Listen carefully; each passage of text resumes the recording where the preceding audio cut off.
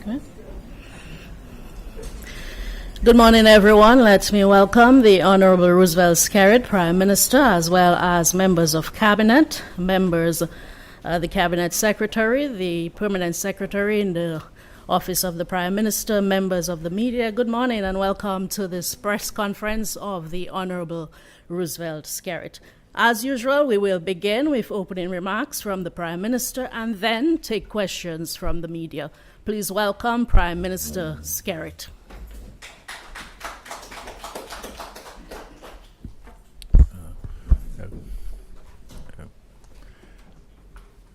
Good morning to everyone, those present in this room, and of course, very importantly, those who are following the live broadcast of this monthly press conference. I want to also thank the members of the press for being here, as well as all of our friends across the globe.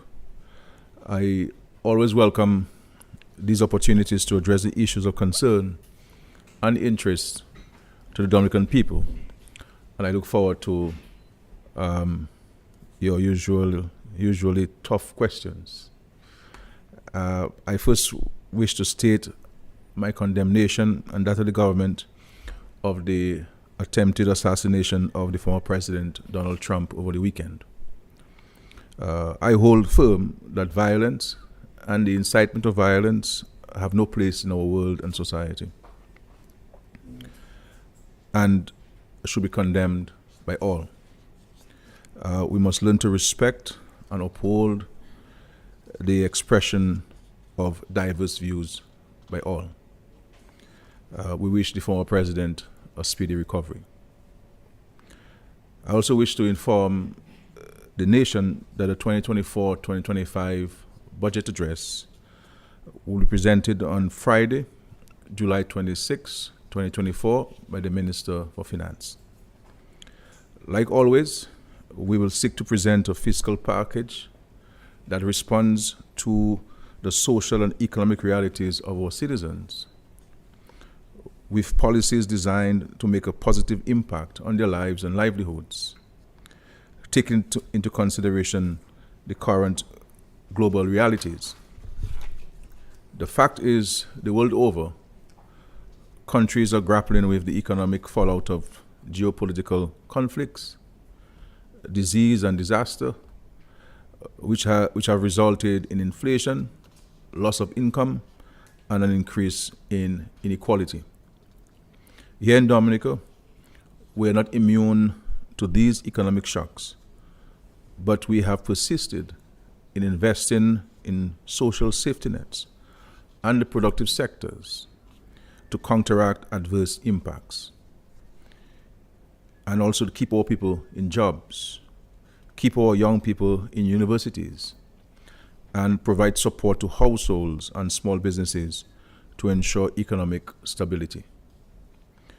We are also pursuing several big-ticket projects.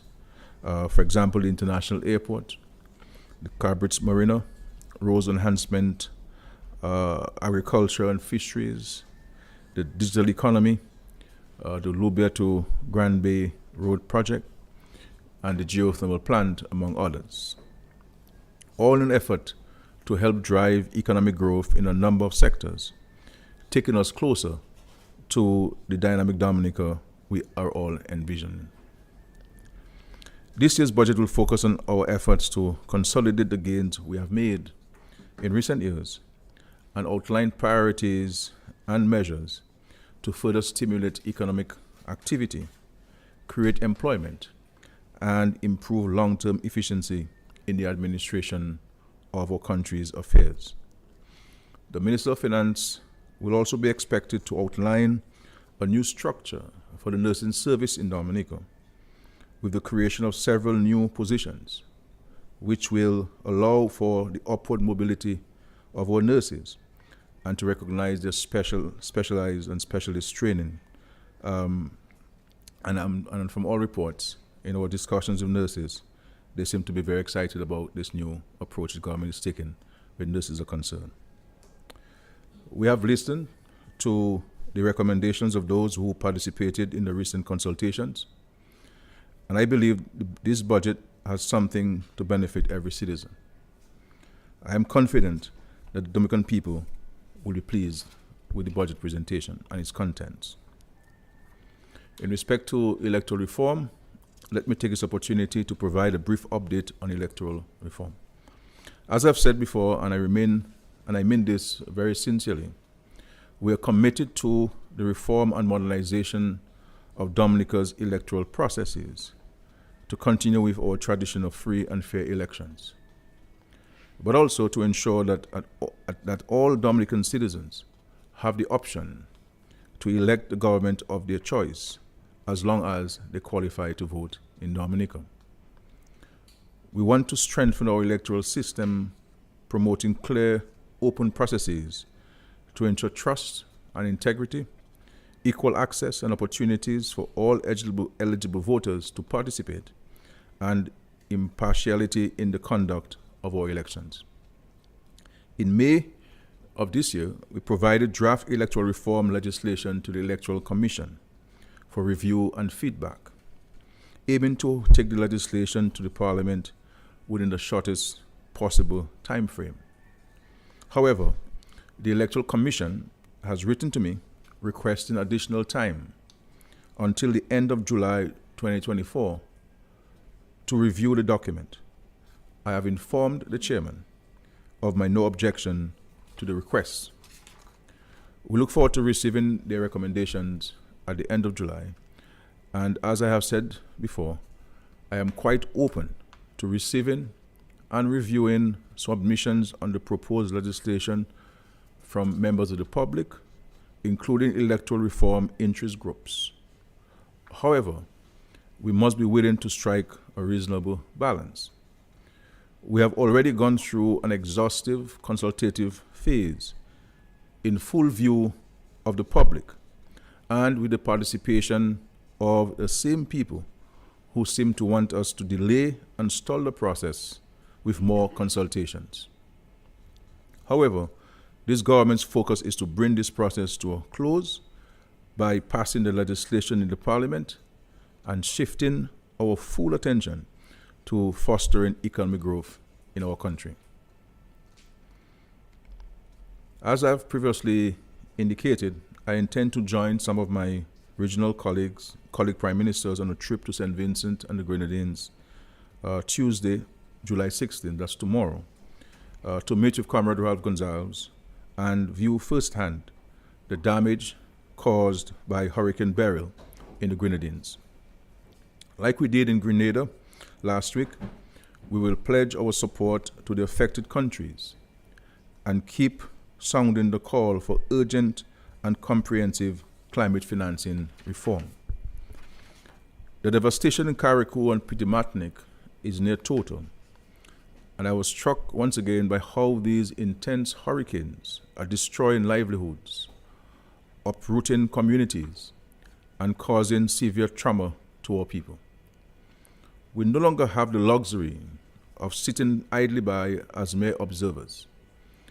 The time for climate action is now, and this government will intensify its efforts to build resilience and rally more decisive and impactful action from the developed countries who should bear the bulk of the responsibility for this climate crisis. You will hear more from me on this in the coming weeks and months as my advocacy on this matter continues. I urge our citizens to remain vigilant as we go through this hurricane season together. Let us continue to prepare and keep ourselves informed as the season progresses. As I always stress, we must all play an active role in protecting our families, property, and communities against the threat of severe weather. Your government will always have your back, but we must take personal responsibility for our own safety and security. And just to say that the government of Dominica will make a contribution to the affected countries in the tune of $1 million each, of the countries affected. I believe that we have a duty, an obligation, both moral and ethical, to stand in solidarity with those who were affected, as it did for us on so many countless occasions in the recent past. Thank you very much.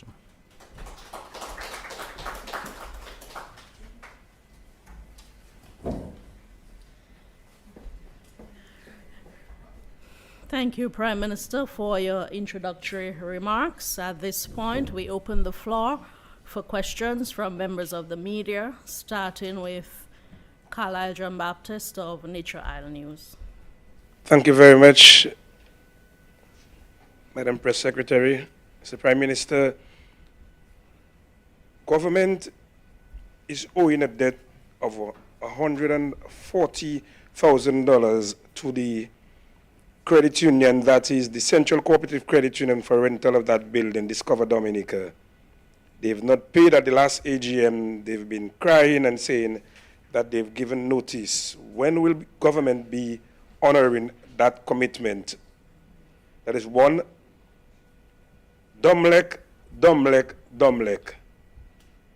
What is really happening to Domlec yet again? And it's very hot, PM. It's difficult. Electricity going left, right, and center.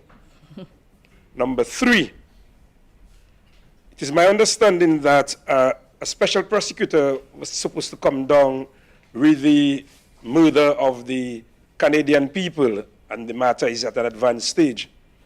But information reaching me indicate that payment has not been forthcoming to the special prosecutor, and as a result, he has not been on island, and the matter, which is supposed to start or continue sometime next week, seems to be at a lull.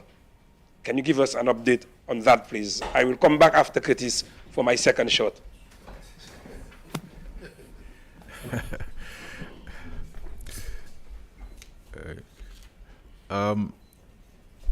My understanding with regards to this $140,000 with the NCCU is that this is Central Cooperative. I think there has been some transition issue between the previous owner and the current owner, and so this is where the Ministry of Tourism and the other government entities needed to reconcile these matters. That's as far as I'm concerned. And my understanding from the ministry is that that has been resolved in terms of the transition, because remember the building was sold, all right, and so there was a transitionary issue at that time, and that has been resolved. And I think once the budget is passed, then that credit union, that landlord will receive his payment, the payment. What I would like for there to be in this country is that with the same interest people have and take when government is owing, that I'm hoping that they take the same interest when they owe in government. And the millions that we have in taxes that have been collected by people, the bread money that have been collected by people and not remitting to the treasury, and the significant acreage of lands that we've sold that people have not paid, and in some cases people have even built on this land, that we need to have that same level of interest in remitting to the state, because once the state opens with $5, everybody want to post on favor, government owing me, no LPOs, but the same company will owe the government 100 times more than what the government is owing, and maybe the government should post it on the front page of the newspapers and to say everybody's owing, so that we can do that. So I'm hoping that I can get a question from you next time, saying that from the government to me, through you. The issue of Domlec, as I understand it, and of course, my Dominica said that they will have a press conference today. Tomorrow, I am not. Domlec is a private company. I have intervened in the past to help because it has become a national issue, and we have done a number of things to assist Domlec. One, we gave Domlec a brand new generator owned by the government, and secondly, we're able to mobilize resources and acquired a 4.8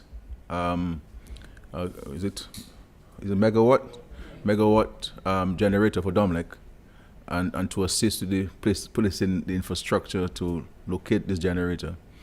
My understanding is that that generator is being worked on to be commissioned and to add to the grid. But I believe the main issue, as far as the reports I've seen from Domlec, is that the hydro went down, and of course has placed a strain on the other diesel generators. So this is where it is, and of course I'll leave the details for Domlec to address to the nation, because I think they have a duty, an obligation to answer to the public on what's going on and what actions they're taking to have the situation remedied. But as you know, when this situation came about sometime last year and I intervened, we were able to bring the matter under control and stabilize it for a very long time.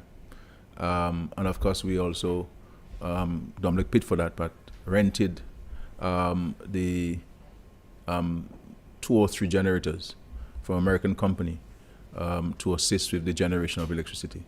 And just to say to the public that both interventions of the government, that is to say, government giving to them like the generator from government-owned generator, we have not charged them anything for that. Though they do charging us for every kilowatt hour we spend, and maybe even overcharging us sometimes, I think. We don't charge them for that, and neither have we started charging them for the generators that we purchased for them. And we intend to charge them because they have to pay us, I think.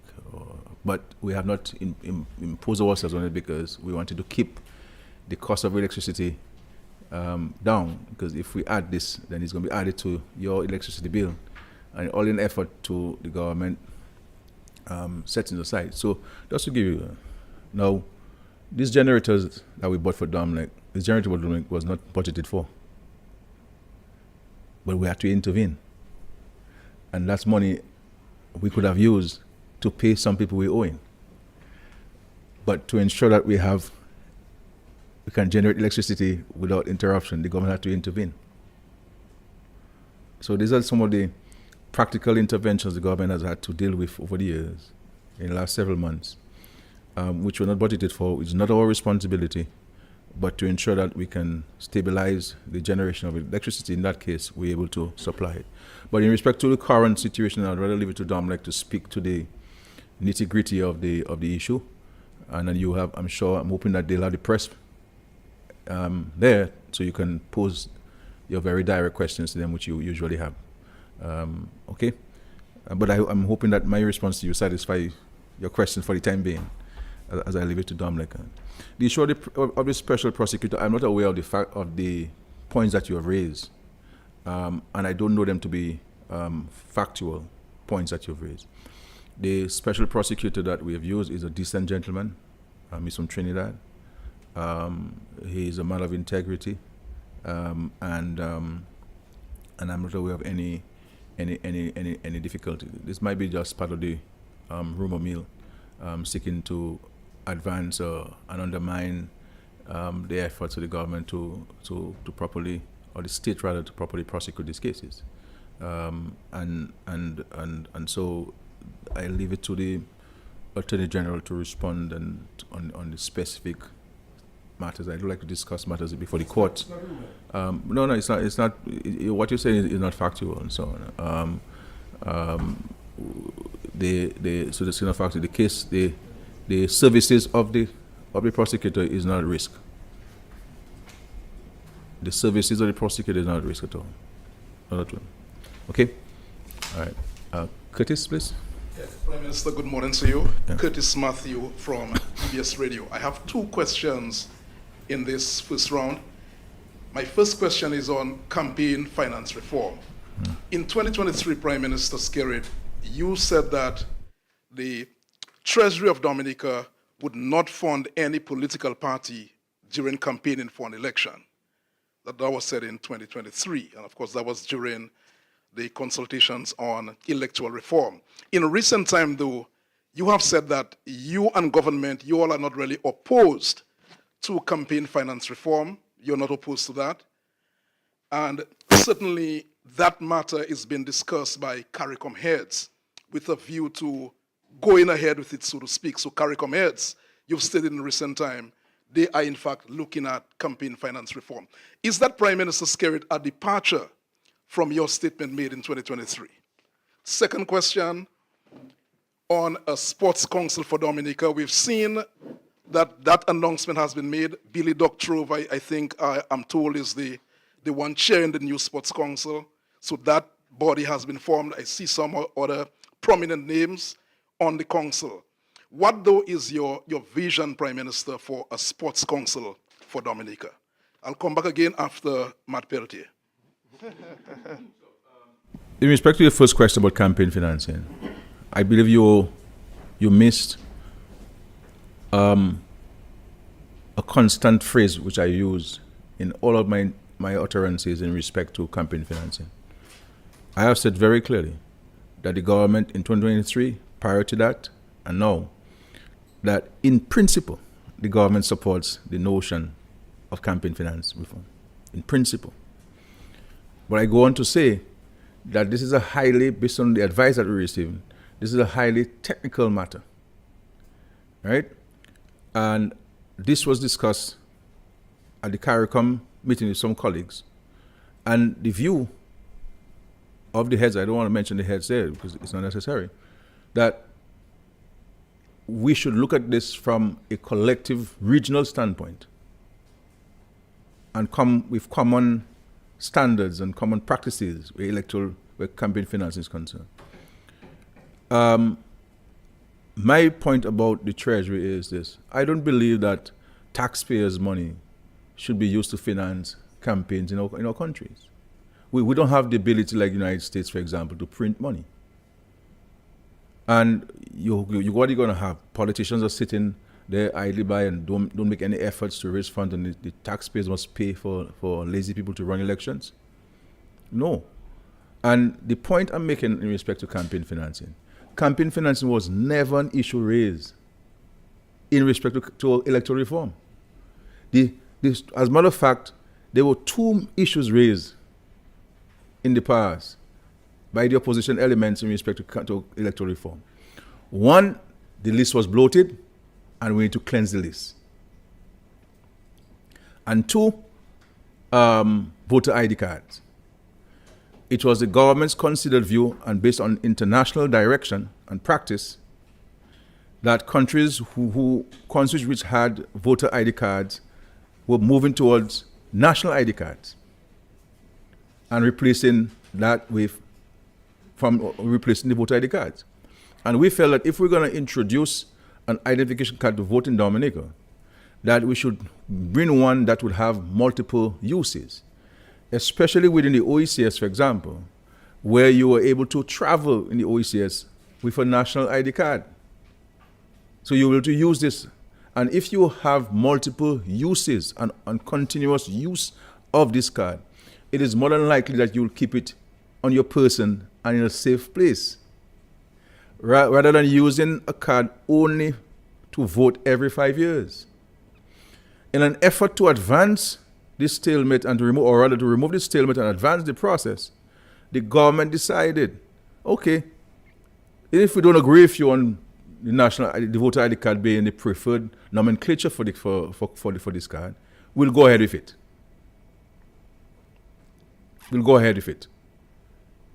And I can tell you, even within my own party, people who are opposed to this. As a matter of fact, the majority of people with my party are opposed to going to voter ID card. But I believe as a leader, I have to provide leadership to the party and to the country. And I said, no, let's go with it. And then the other issue was the voters list was bloated. And we decided we're going through a process of confirmation. We have to understand that we have to respect people's fundamental rights. And we are satisfied, based on advice that we receive from independent people as well, from the observers, the Commonwealth, the OAS, and others, that the confirmation process will achieve that objective.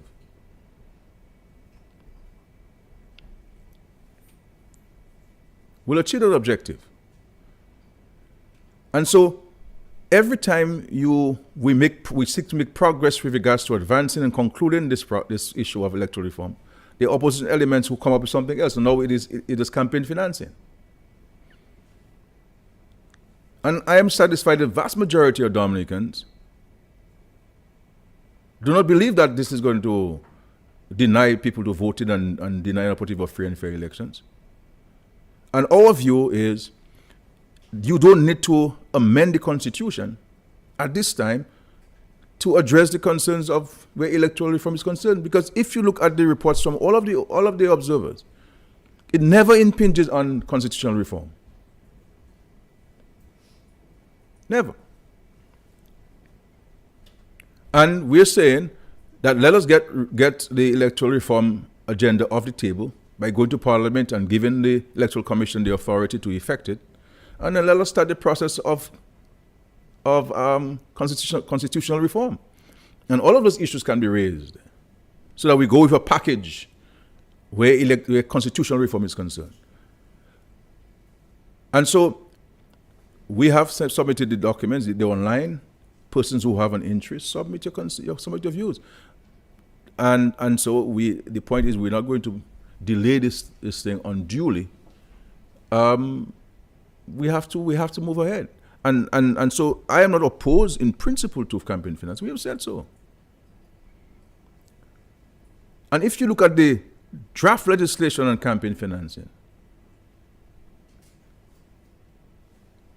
this is something that requires very, very, very careful consideration. Very, very careful consideration. So we're not opposed to this on this day. Just to say, Carla, I got a note saying to me that the special prosecutor is currently on island. Okay? All right. The Sports Council. Yeah, the Sports Council has been appointed, and Mr. Billy Doctrove is the chairman, and you're quite right. There are a number of notable Dominicans on the Sports Council. I had the opportunity to meet with Mr. Billy Doctrove earlier last week, and one of the things we discussed is the Sports Council, and some of the functions and the responsibilities of the Sports Council is one to look at the legislation, because legislation is an outdated one. I think it's 1976, and so we have assigned a draft person to them in the person of Mr. Larond, who will work with them in the redrafting or the drafting of new legislation to bring into effect the new legislation. But one of the things I discussed with Mr. Doctrove is the other thing that they can, in addition to what the Ministry of Sports said to them by letter, is the drafting of or recommending a policy framework in the interim on how you treat with persons who have to represent Dominica overseas, but who are working, even for the government, for the public service. Because while we allow people to go out to represent Dominica with no hindrances in the public service, but there has to be rules, there has to be structure. Someone cannot just wake up and say, I have to go to Guadeloupe tomorrow. No, we have to be in order into the place, because arrangements must be made for your replacement, temporary, and likewise in government entities. And so they will be drafting some policy recommendations for us, for both for government and for government entities, and hoping that the private sector would also, as an interim measure while we wait for the legislation, to follow suit. The lighting, I believe that once the budget is passed, we'll be in a position to address the issue of the lighting and move ahead with the contracting and get the lights going. It's an important piece of infrastructure that we need to put in place, and we look forward to finalizing the contractual arrangements with the supplier of the lights and so on, and so that we can get to that next level. Because as you know, Dominica has become one of the preferred destinations or host nations for international cricket. And so we look forward to having those lights in place. That could happen this year? Yeah, we'll start this year for sure. Yeah, and I believe it may take about 4 or 5 months or thereabout to have it in place, as far as I've been told. Yeah. Morning, Yes. Mr. Prime Minister. Thank you. Yeah. Oh, that's the Prime Minister. Okay, sorry. Yes, sorry, sir. It appears that Dominic is having, from what I gather from sources, having difficulty moving money from the Citizen by Investment Program through international banks to source. Has been preoccupied with. There are some banks within the Caribbean community space with no correspondent banking services, none. So it's very, very difficult for developing countries like ours, and similarly to with regards to climate change. And I do not believe that our citizens appreciate and understand the complexities of this world, and so when we speak about these things, people must not see it as if it is a government issue. This is an everybody issue, because if you do not have correspondent banks, you're unable to trade with the rest of the world. You understand? You're unable to trade with U.S. currency, unable to trade with euros, unable to trade with pounds, unable to trade with any currency. And therefore, it's absolutely important that all of us, and I've said so to the private sector entities when I meet with them, I say, look, you have to speak on these things. Because if you do not speak on these things, and we in the Caribbean, we end up losing correspondent banking services,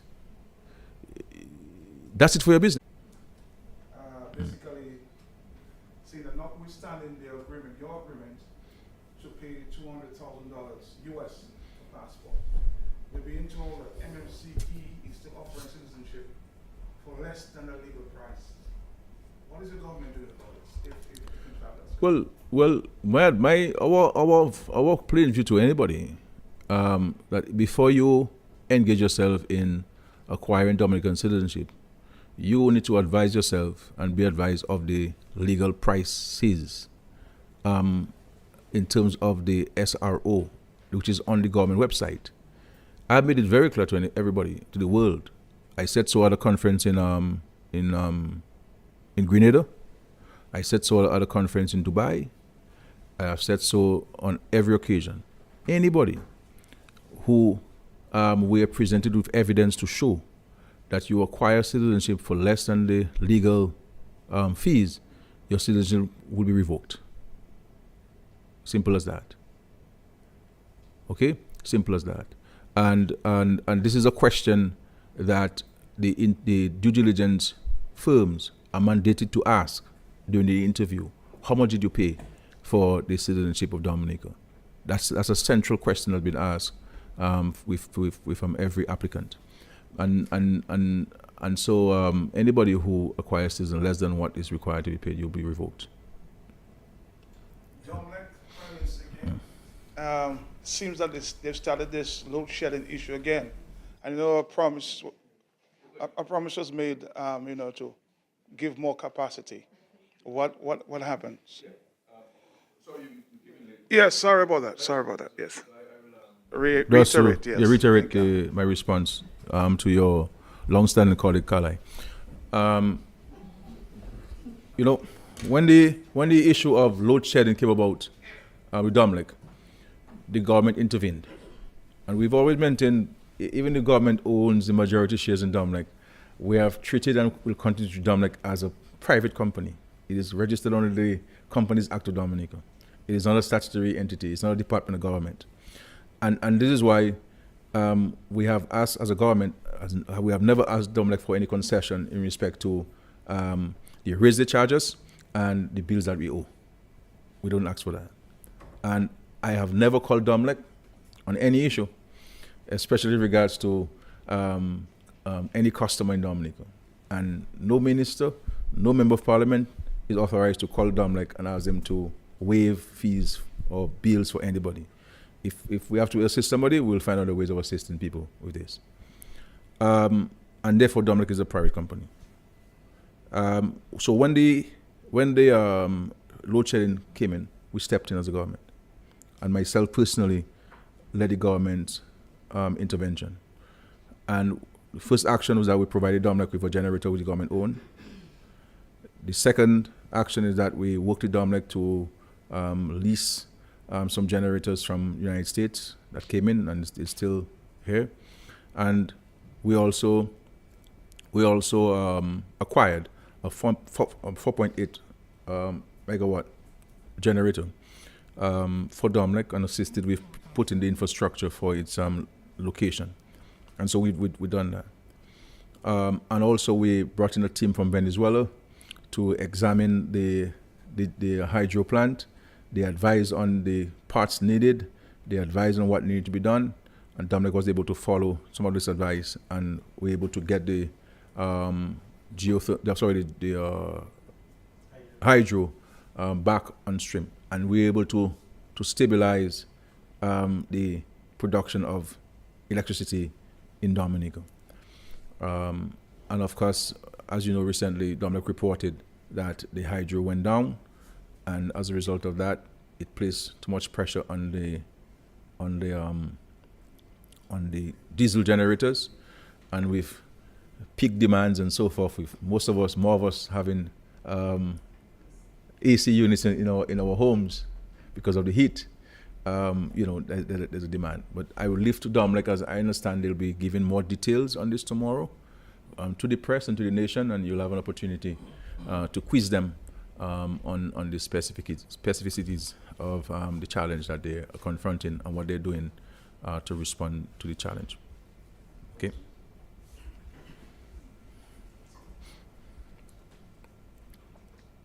There seems to be another male Choxy kidnapping issue in Dominica. An individual was at the state prison, and an order was made, and I saw a letter that he is persona non grata, shipped out of Dominica. And mind you, he has a Kititian passport. And the police purchased a ticket and shipped him to St. Martin. Whatever he may have done, that is okay. You know what I mean? But whatever he may have done, I mean, yes. But the point is that why is the police not going through the legal process to get things done? Why are they going through the back door? And this is not helping Dominica. So due process was not followed. Can you address us on that, please? And people are also PM crying on that water bill from Dowasco, that kind of high bill, that just, I don't know, it looked like Dowasco want to make $1 million in quick time. And the other issue is the hospital, medication. And nobody can tell me otherwise. I went to collect medication, and I have evidence that pressure tablets. This is why when you travel, if you have different passports, you want to know which citizen of which country you're going to be recognized with. Because if you're an American citizen or a Dominican citizen, and you travel to, let's say, St. Kitts with an American passport, if something happens to you, they will call the American embassy. If you travel in a Dominican passport, then they'll make contact with the Dominican government, because that's the document you use. And so there were issues surrounding the gentleman I don't want to comment on, because as I understand it, that might be a matter that is still before the courts, and so I don't want to comment on it in such a public way. Okay. The issue of Dowasco, I believe that Dowasco has given its customers up to September 2024 to lodge complaints and concerns and observations regards to the new rates. Just to say to the Dominican public that Dowasco had done an assessment evaluation of the rates that they were charging, and this was done by CDB. And I believe that we should make that document public,